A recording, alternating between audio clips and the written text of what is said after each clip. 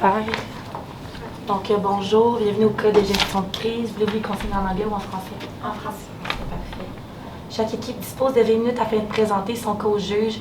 J'appuierai un carton pour indiquer les 10, 5, 2 dans la minute ainsi que les 30 dernières secondes. Donc, pardon, des cartons comme ça. Puis j'indiquerai les 10 dernières secondes à l'aide de mes doigts. Si vous n'avez pas terminé votre présentation après 20 minutes, elle sera arrêtée afin de passer à la période de questions qui est une durée de 5 minutes. Dans le fond, à la période de questions, si vous n'avez pas fini votre phrase à la fin, vous pouvez finir la phrase, mais après ça, pas le temps d'élaborer sur quelque chose de plus. Puis je tiens à rappeler au jury qu'il est obligatoire de poser au moins une question lors de la période des questions. Veuillez noter que vous ne pouvez en aucun cas dévoiler le nom ou encore la provenance de votre université à risque d'être disqualifié. Je vais maintenant laisser les juges se présenter et ensuite vous pourrez débuter la présentation. Donc, je vais partir le timer quand que vous allez commencer à parler pour la première fois. Super, merci. Bonjour, moi c'est Carl Lavoie et je suis directeur général du groupe Satire Productions à Lévis. Bonjour, Alexandra Dany, j'ai un nom de famille, Dany, directrice légale de ressources humaines pour une firme qui fait du service aux entreprises qui s'appelle Prosomo. Bonjour, Carolina Castro, donc coach exécutif, propriétaire aussi de 10 Évolutions, cabinet conseil en ressources humaines, gestion des talents. Enchantée. C'est sur l'écran derrière. Oh, excuse! Il n'y a plus de problème. Je pense qu'il est Il est là? Oui, exact. Excusez-moi.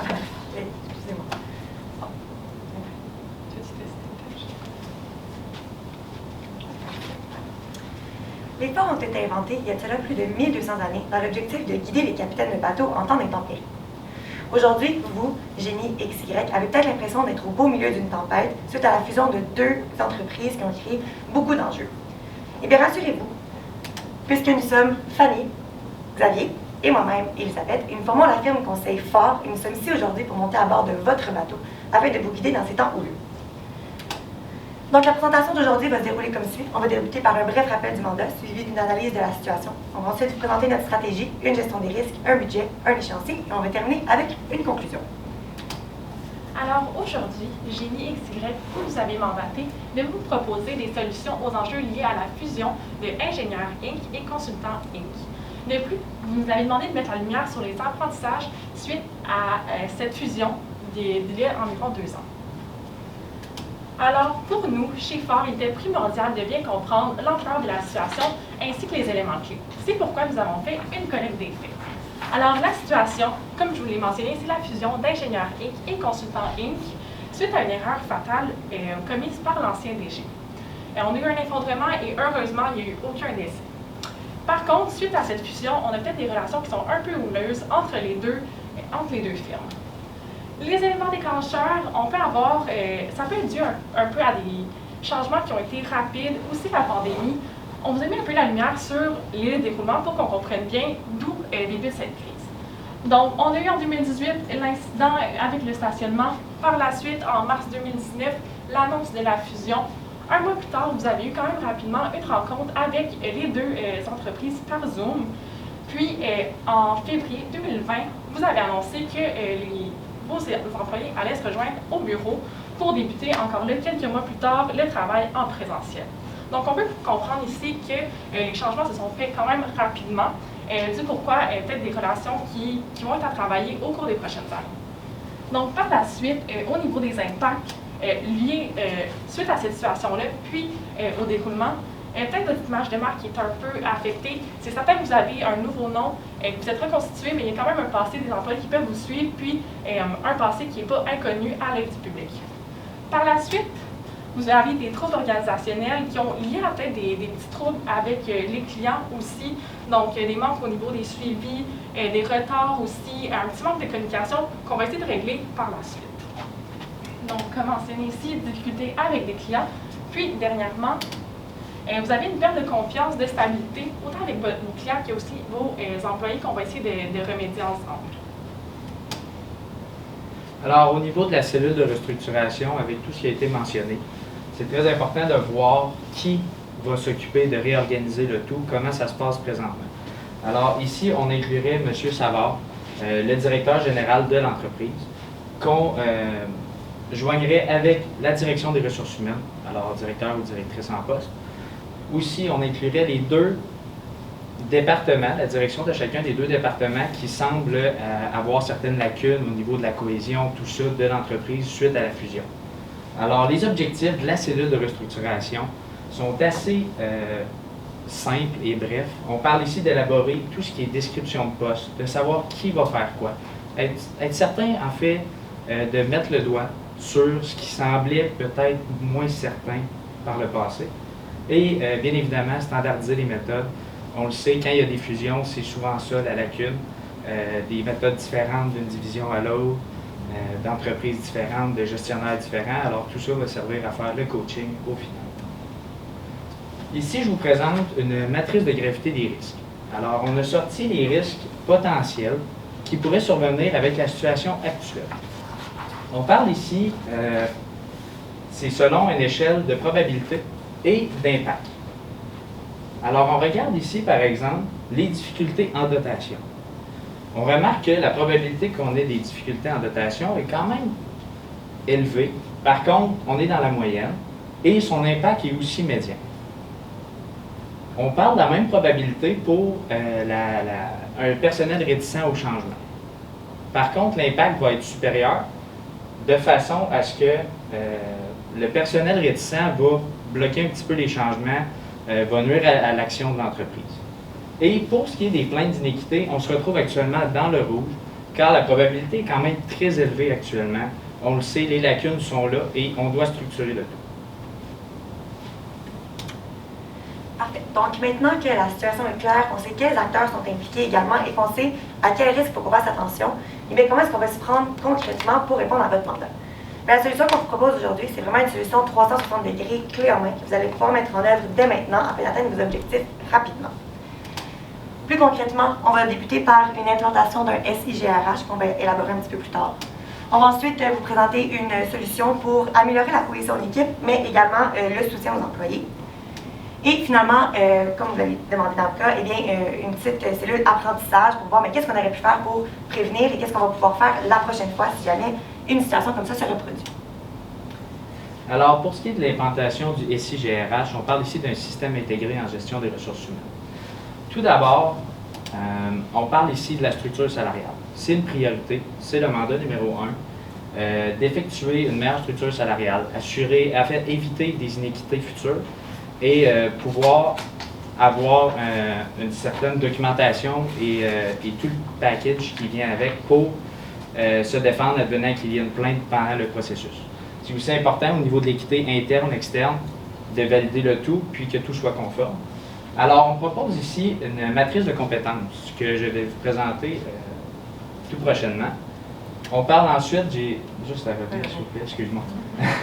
L'équité interne, externe, comme j'ai discuté, c'est important de prendre en considération ce qui se fait à l'interne, mais aussi à l'externe. Puis la fusion va permettre d'avoir une meilleure somme globale.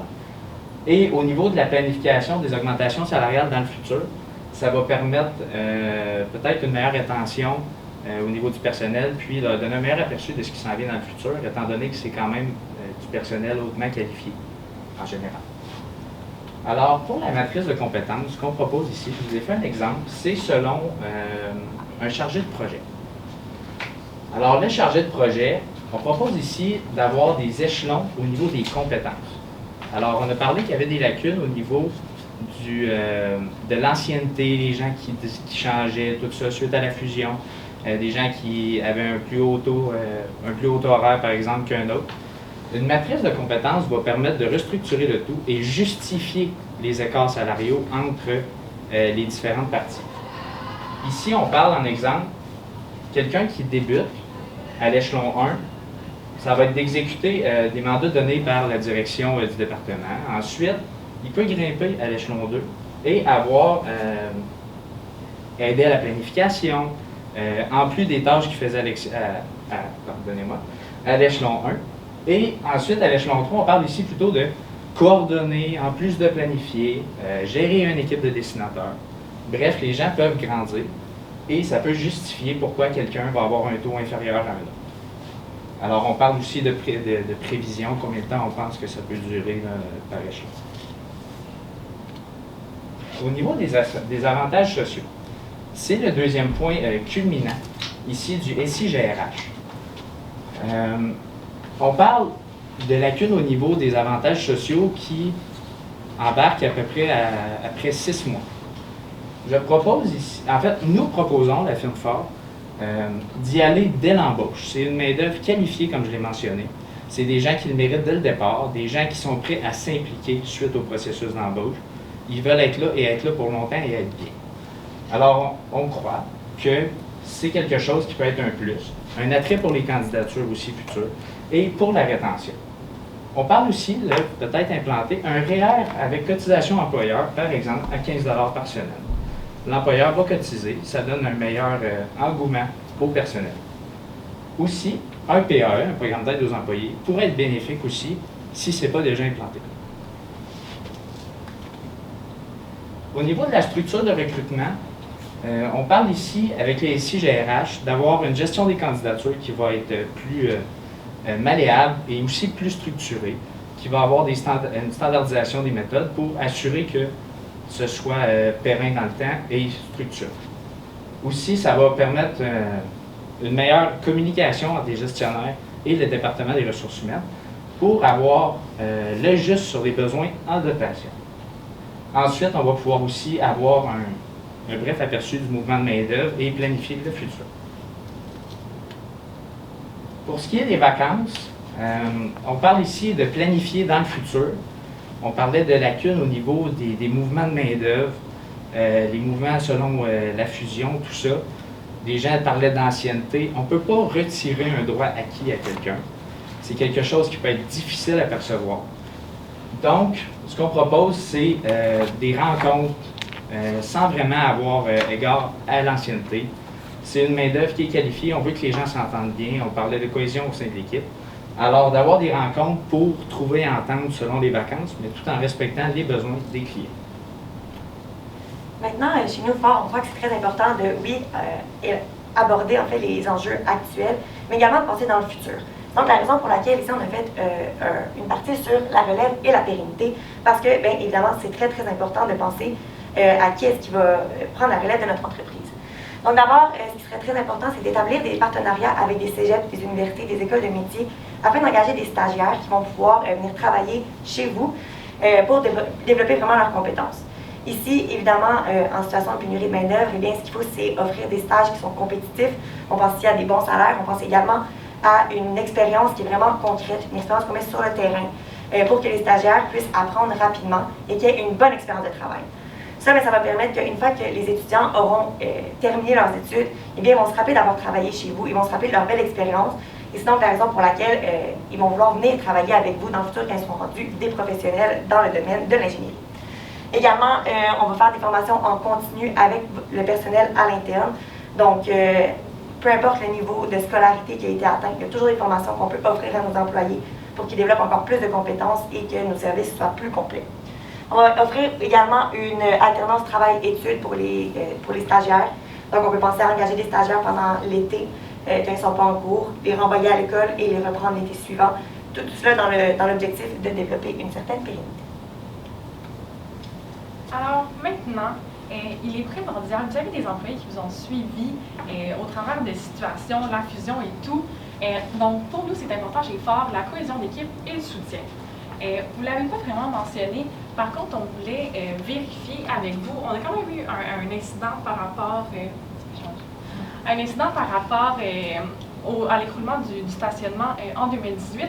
On ne sait pas s'il y a eu un suivi par rapport au soutien psychologique que vous amenez à vos employés. C'est quand même un événement qui a pu être marquant pour eux. Ça fait quand même 2 ans, mais on ne veut pas négliger cet aspect-là. Puis encore, on est présentement en situation de pandémie, donc ça peut être encore important pour vos employés d'avoir quelqu'un avec qui discuter, et c'est par rapport aux enjeux liés au travail.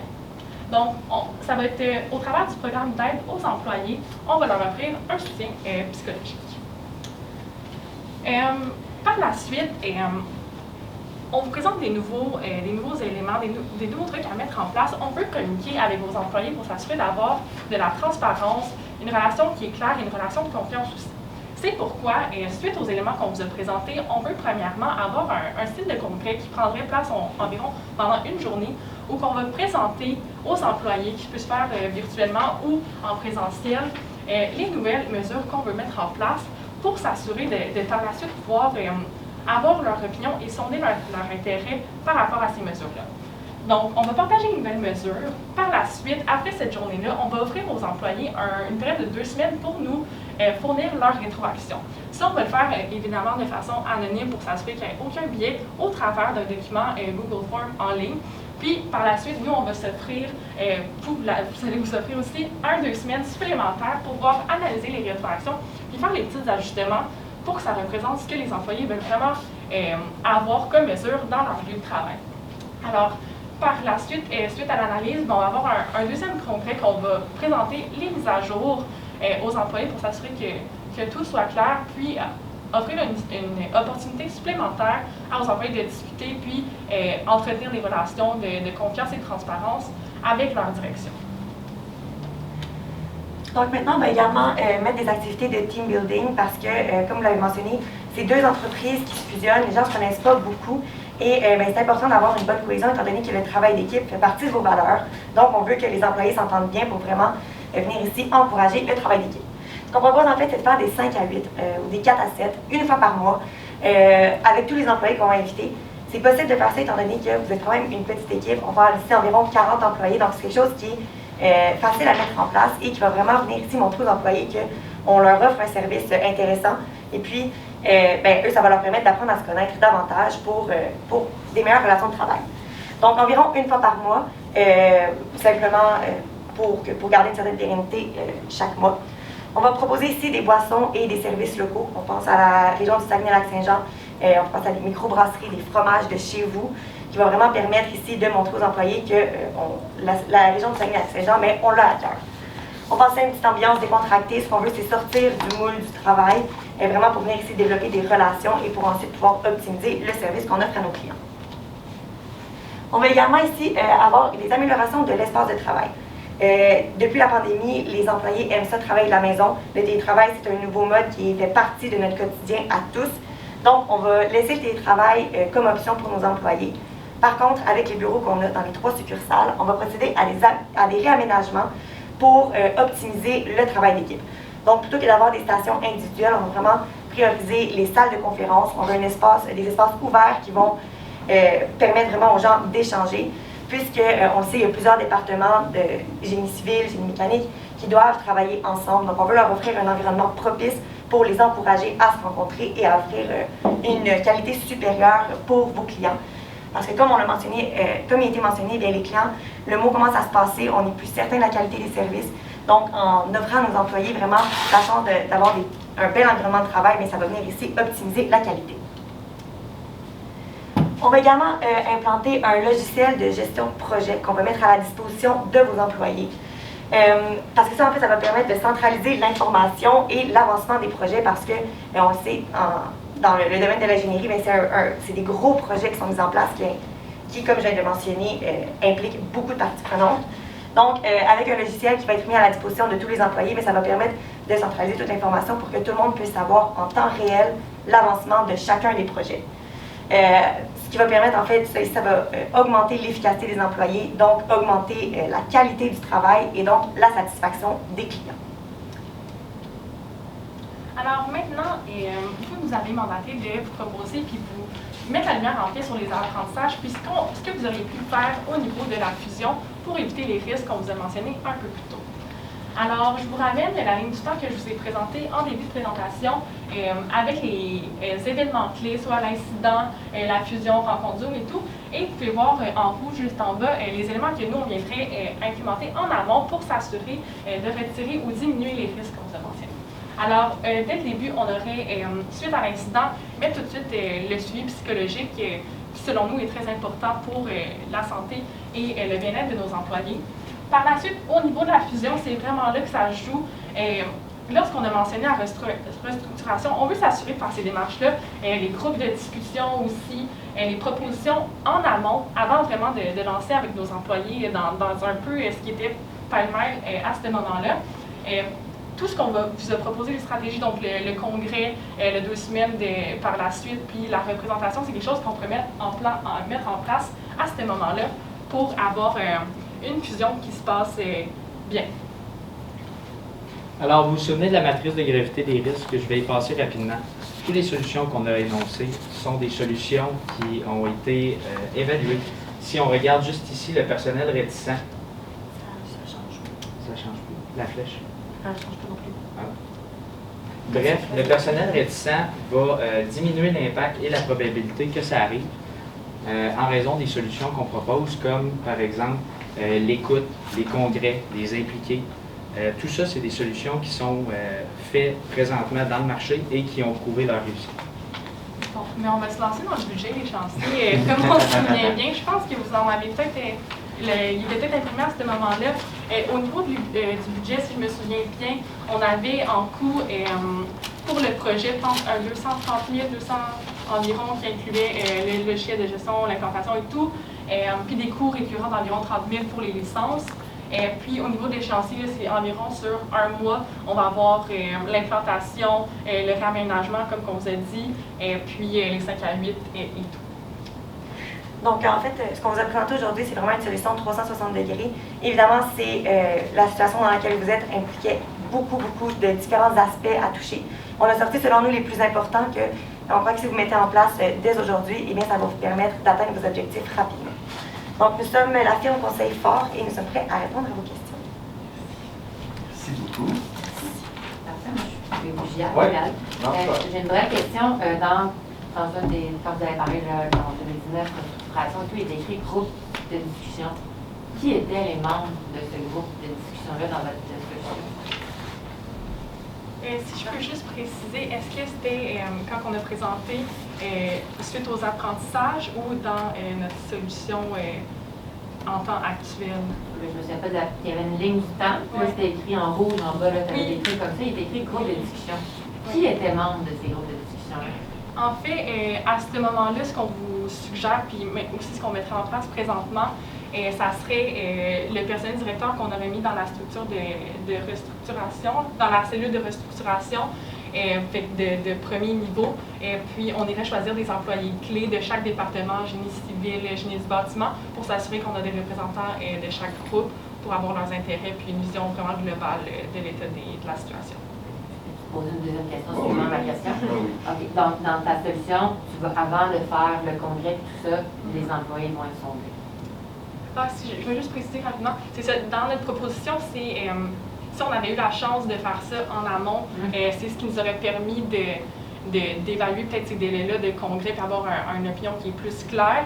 Maintenant que ça fait 2 ans, on vous a proposé le congrès parce que on a déjà des démarches qui ont été mises en place, donc c'est la solution qui serait adéquate présentement et qui serait la plus efficace selon nous. Mais si on avait pu vous proposer ou dans le futur, une future fusion, de faire des groupes de discussion. J'ai un autre follow-up question. Ça va laisser mes collègues répondre cette Vous voulez fois-ci. après? Ah, oui. Là, dans le fond, OK, parfait. Là, on revient dans le présent. Là, aujourd'hui, maintenant, à quel moment est-ce que je dois rencontrer et sonder mes employés entre aujourd'hui et le congrès? Ouais, en fait, avec toutes les solutions qu'on a proposées aujourd'hui, l'objectif du congrès, c'est de partager aux employés. Donc, on va instaurer un CRM, on va avoir un logiciel également pour les ressources humaines, parler de ce qu'on fait pour l'échelle salariale et tout.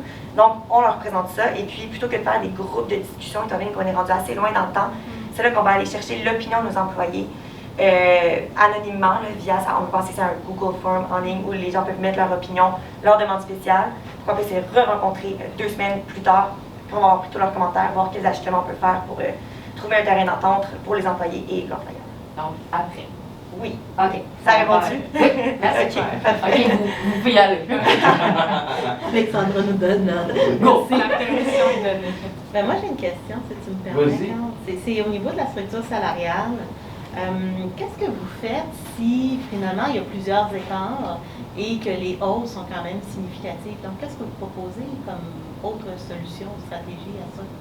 En fait, la matrice de compétences sert justement à cette question-là. Le but de la matrice était de justifier pourquoi les salaires sont tels quels. Alors, certaines personnes vont avoir des gels salariaux en attendant que les autres puissent les rattraper avec les augmentations biannuelles qu'on discutait selon l'inflation et tout ça. Alors, on pense qu'avec une matrice comme celle-ci, les gens vont pouvoir se rattraper. C'est sûr qu'il va encore avoir des inéquités au début, Par contre, on va pouvoir aller de l'avant, puis vous allez avoir la documentation. Si jamais il y a quoi que ce soit, vous allez être capable de prouver aussi dans une démarche d'équité. Peut-être que j'ai mal posé ma question. En fait, c'est parce que c'est quand même financièrement, c'est un gros impact, ça. Fait que, est-ce qu'il y a d'autres alternatives que vous proposez? Oui, il y a du gel en attendant de certains salaires là, pour certaines personnes, mais parce que c'est quand même une grosse masse salariale, peut-être, même si on dit c'est 40 employés, mais il y a peut-être beaucoup de réajustements.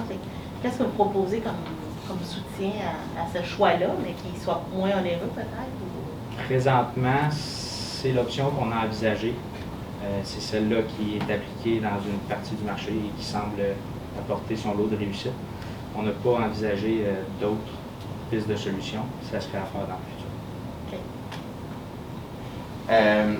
Bon, je regarde, puis ça tombe bien, on est resté coincé sur votre matrice de gravité des risques. Vous n'avez pas traité de l'enjeu entre Samuel et Mathieu là, pour dans les postes. Est-ce que vous pourriez m'expliquer qu'est-ce qui fait en sorte que vous considérez que de s'attaquer aux enjeux qui sont là serait plus important, par exemple, que de s'occuper des problèmes dans la gestion? On a discuté au départ de la cellule de réorganisation qui inclut le directeur général, les ressources humaines et les deux superviseurs, les deux directeurs, pardon, qui semblent en moins bon terme peut-être. Alors en les incluant, en faisant des discussions, en trouvant l'entente, on cherche à avoir le positif de chacun pour avoir une structure standardisée, quelque chose qui va plaire à tous. Je ne sais pas si ça répond. Oui. Donc c'est tout pour la période de questions. Merci beaucoup, équipe. Merci beaucoup. Merci beaucoup.